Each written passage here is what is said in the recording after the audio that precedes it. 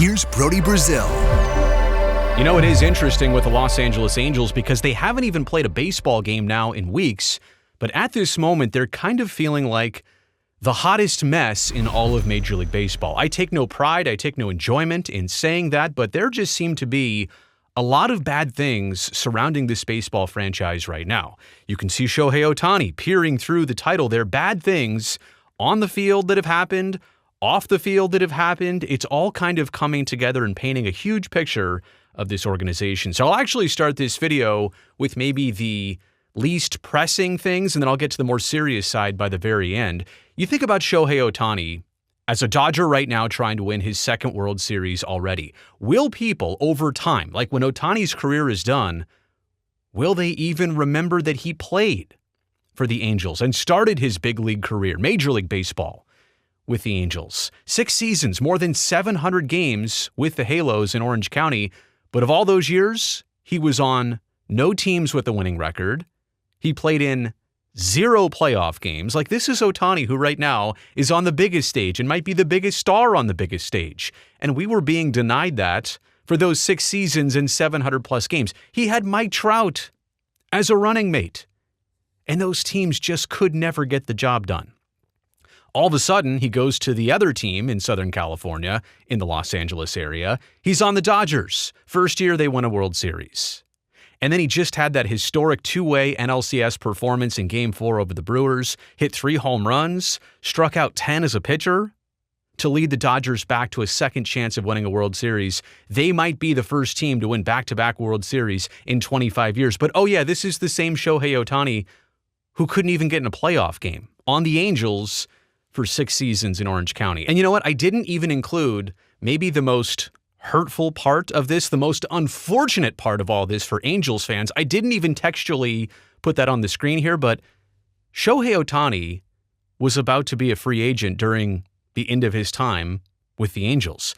They could have, like most teams do, traded him before the deadline and got a ton of players and considerations and a lot of things in return for Shohei Ohtani as a playoff rental. They could have shipped him to a playoff contender right before the expiration of his contract, before the deadline.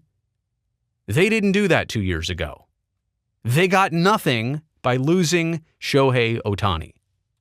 And again, now he's here doing what he's doing on the biggest stage. How is that supposed to make your organization and your fans feel in retrospect? It's not that you are going to keep Ohtani forever, right? He made the jump to the other Los Angeles area team, and that's what a free agent situation is all about. But the fact that you could have got something, probably a lot, from trading Ohtani at the deadline of 2023 instead, they didn't. They got nothing, and now they get to witness what he's doing in the very same market. It's not like Ohtani's on the other side of the continent. He's not a Blue Jay, for example. At least he'd be miles away in a different country away. You don't have to watch this up close. Angels fans have to watch this and say, remember when he was on our team? Okay, let's move on.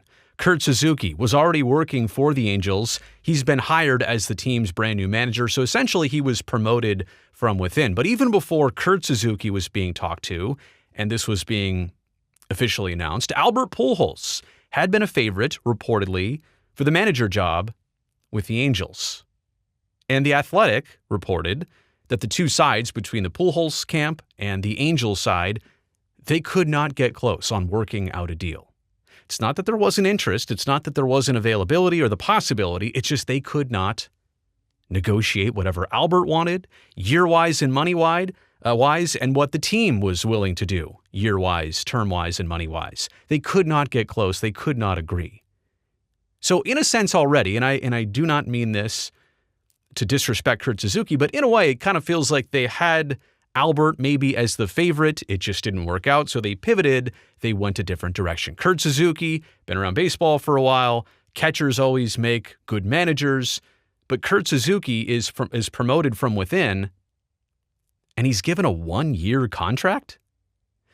This is a person with no managing experience, and Albert had no managing experience either. So we're not saying that there's a total different contrast of one person's a background and experience. Certainly Albert did a lot more as a player than Kurt Suzuki did, but that's just as a player, and they both had long careers, so we'll kind of call all that a wash. I'm just saying here, the 1-year contract? When does any brand new manager sign a 1-year contract in Major League Baseball? Sometimes a 1-year extension. Like if you've already been the manager for a couple years, 3 years, they want to do a fourth, they want to just see how this is going, how does next year go, fine, but he's never done this before. He's taking over a team that had a really rough last season. What is the expected outcome in a 1-year contract? Like, how do you get this right if you're Kurt Suzuki? And even again, how does it feel to know that there were some other considerations widely publicized before you, and now you're put in this ultimately weird situation? Let's move on to the what? HVAC claims? Heating, ventilation, and air conditioning claims? Yusei Kikuchi, the Angels starter, he exited his final 2025 start, I think after 5 innings, but a little bit early because of cramps. He had cramps. And he says it's because all season long, he's been having to warm up before the start in the Angels' weight room where there's no air conditioning. Now, obviously, in September and getting close to October, it gets a little bit hotter in Southern California. No air conditioning in the weight room. Ugh. No ventilation, like no moving air, sweat and humidity, and nothing to kind of blow that out and keep it cool and keep it dry. It seems kind of disgusting, first off, like any situation like that. I don't know if it's true or not, but this is Kikuchi's claim. He says also all season long, he requested to the team to have this repaired, like get it fixed, please do this for us. That request was never fulfilled. Kevin Pillar on Foul Territory was also commenting on prior years of Angel experience, and he said, quote, "It's a big selling point to get players, like having a nice clubhouse. And the Angels are very far behind from a lot of places I've seen. They have an old stadium, right? And maybe they don't have the newest clubhouse or locker room or facilities, but no air conditioning in a weight room in Southern California seems like a rough thing going on." So all of that, right? And people on the internet have dug this up.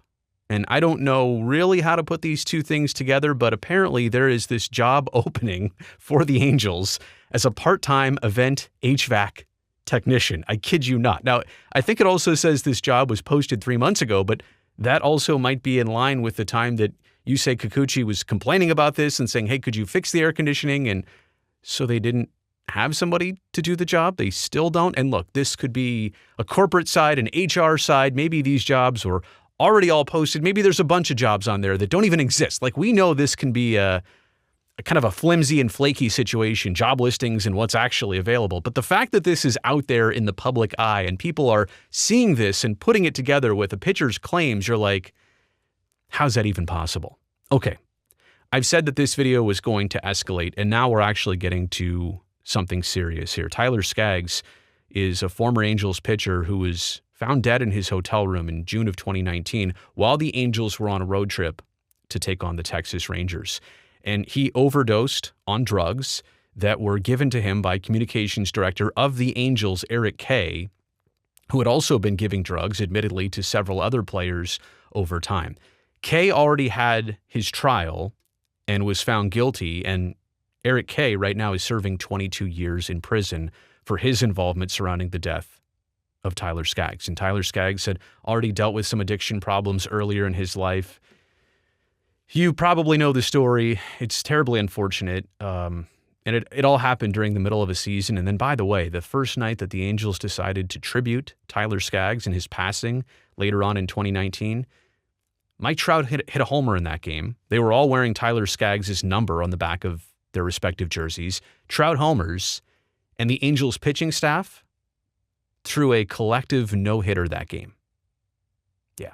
So some magical things happened after the fact, but none of this changes the tragedy that did happen. So Eric Kay already had that lawsuit go through. And right now, here at the beginning of this offseason, the Skaggs family is pursuing another lawsuit against the team and its ownership. And as part of this lawsuit, people like Mike Trout were the very first to testify what they witnessed and what they experienced between Eric Kay and Tyler Skaggs and the whole situation. And I guess what I'm saying is, like, this part, I'm not going to go too deep on this, but you understand, of all the maybe humorous other things, or like watching Ohtani do well, or what's up with a 1-year contract, or fix your air conditioning, like, this is actually life and death. This is a serious part that needs to be talked about, but it all kind of goes into the bigger picture right now of, oh my goodness, the Angels franchise has such a bad aura surrounding it. There are so many bad things around the Angels right now that just kind of feel really hard to think any other way about. Like, they're in rough shape all the way around. So kind of a hard ending to that video dealing with the Tyler Skaggs situation. I'll be interested to see how it plays out in the family's lawsuit against the team. How will that go? What's the outcome of that? I don't know if anything will actually make the situation better. Let me know what you think about all this in the comment section below. Also, a thumbs up while you're down there helps me, the video, the channel. Don't forget to subscribe. I'd love to see you back here next time.